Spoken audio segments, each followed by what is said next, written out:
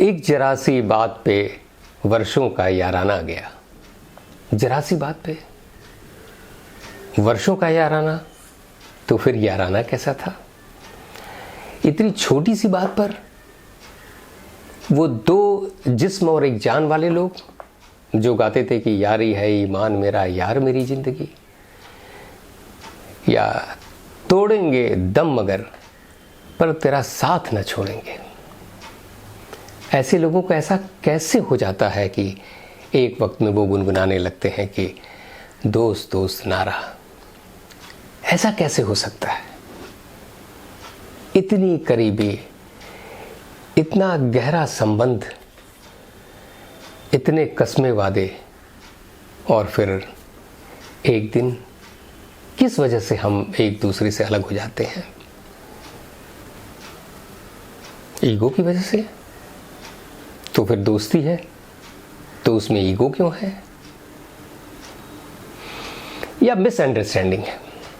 कोई बात ऐसी है जो हम समझ नहीं पाए। शायद हम सबकी परवरिश अलग तरीके से होती है, हमारे संस्कार अलग होते हैं, और दोस्ती तो हम एक दूसरे से दूरी पर ही बनाते हैं ना। कोई दूसरे परिवेश से आया है, कोई अलग परिवेश से आया है, और वो मिलते हैं और उनमें दोस्ती होती है। तो फिर क्या इसकी वजह से कोई गलतफहमी हो सकती है? हमारी भाषा, हमारा संप्रेषण, हमारी सोचने की क्षमता, ये सब के आड़े आ सकती हैं। बात तब की है जब मदन मोहन और रईस खान बहुत गहरे दोस्त हुआ करते थे। आप जानते हैं कि मदन मोहन गुजरे जमाने के महान संगीतकार हुआ करते थे और रईस खान उतने ही बड़े सितार वादक थे। मदन मोहन के किसी भी कंपोजिशन में आप रईस खान के सितार की झनकार सुन सकते हैं। मदन मोहन थोड़ा यारबाश आदमी थे और अक्सर महफिलें जमाया करते थे, और वो महफिल क्या, और वो भी मदन मोहन की, जिसमें रईस खान ना हो। तो यूँ महफिल जमा करती थी और उसमें सबसे मौजू चीज़ जो होती थी वो रईस खान का सितार वादन। ऐसे दिन बीतते गए तो एक बार मदन मोहन ने सोचा कि ये तो बड़ी ज्यादती है कि हम रईस खान को जब तक बुला लेते हैं, और वो बड़े खुशदिल इंसान हैं, हमेशा आते रहते हैं।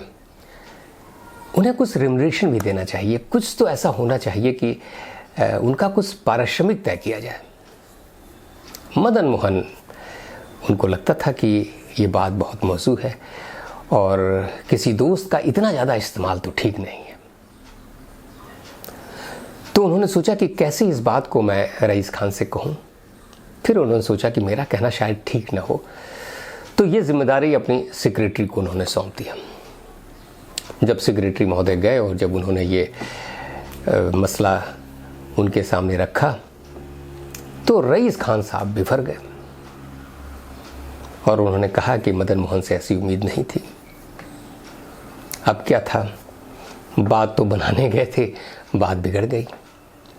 पता नहीं इसके बाद से रईस खान मदन मोहन के महफिलों में आना उन्होंने छोड़ दिया। बात इतनी होती तो ठीक थी, शायद किसी अच्छे मौसम में, किसी दूसरों के साथ, किसी बड़े के इंटरफेरेंस से शायद चीज़ें बदल भी सकती थीं। लेकिन कुछ ही दिन बीते थे कि रईस खान का पैगाम मदन मोहन के पास आया। उन्होंने कहा कि मेरे एक दोस्त के घर में शादी है और वो चाहते हैं कि उनकी महफिल में आप गाना गाएं, तो जनाब ये बताइए कि आपका पारिश्रमिक क्या होगा। अब नाराज होने की बारी मदन मोहन की थी। उन्हें लगा कि अरे, ऐसी उम्मीद तो रईस खान से नहीं थी। उन्होंने इतना बुरा मान लिया और वो मुझे नीचा दिखाने की कोशिश कर रहे हैं। और तब जो बात कभी बन सकती थी वो इतनी बिगड़ी कि उसके बाद ये दो प्रतिभाशाली लोग एक साथ नहीं देखे गए। तो गहरी दोस्ती तो थी, गहरा प्यार था, गहरा सम्मान था, फिर ऐसा क्यों हुआ? और मदन मोहन तो फिर कुछ बड़ा सोचकर ही बड़ा दिल दिखा रहे थे, कुछ बड़े सोच कर गए थे। क्या ऐसा संभव नहीं था कि सेक्रेटरी के अलावा खुद मदन मोहन इस बारे में बात करते। अब उन्हें लग रहा था कि नहीं, पता नहीं मैं कहूँगा तो कैसा लगेगा। तो रईस खान को क्या लगा कि अगर ये बात करनी थी तो मदन मोहन ने खुद क्यों नहीं की। जब हम लोग के इतने गहरे रिश्ते हैं तो ये प्रस्ताव लेकर सेक्रेटरी मेरे पास क्यों आया।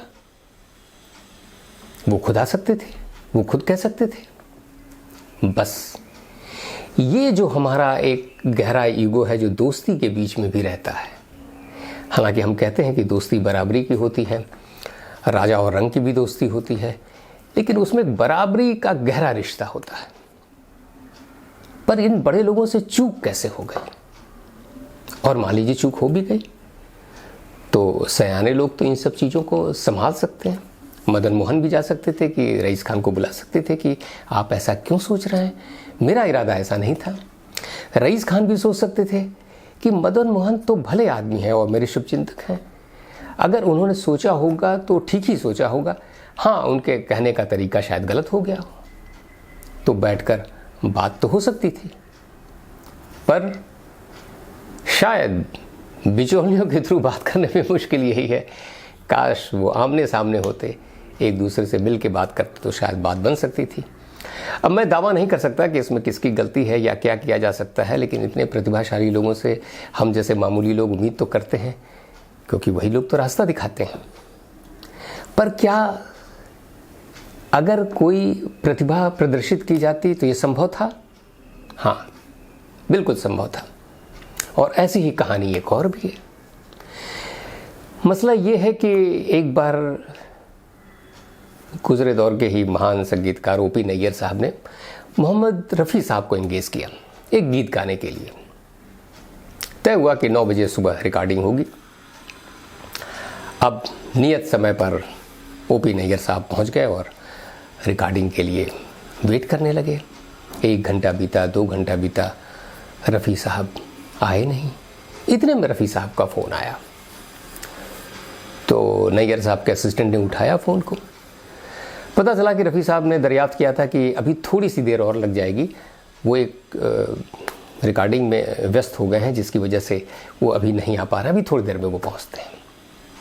इतने में नैयर साहब ने अपने असिस्टेंट से फ़ोन लिया और कहा कि बस हो गया, अब आपको आने की ज़रूरत ही नहीं है, कृपया अब ना आए, रिकॉर्डिंग कैंसिल।